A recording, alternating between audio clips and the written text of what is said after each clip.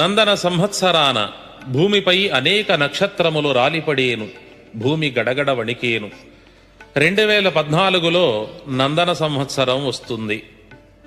పింగళనామ సంవత్సరంలో ఘోరమైన పోట్లాటలు ఆరంభమై కాళయుక్తి నామ సంవత్సరం వరకు ఉత్తర దేశమున విపరీతములు జరిగేను.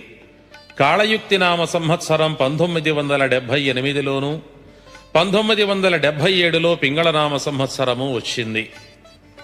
ఆనందనామ సంవత్సరం మార్గశిర బహుళ అష్టమి నాడు గురువారం రోజున శ్రీశైల మల్లికార్జునుడు భ్రమరాంబతో కలిసి వింధ్య పర్వతానికి వచ్చేను. దుర్ముఖినామ సంవత్సర కార్తీక శుద్ధ చతుర్దశి మొదలుకొని దుష్ట నిగ్రహం ఆరంభమై మహాప్రళయాల చేత ఉండేను.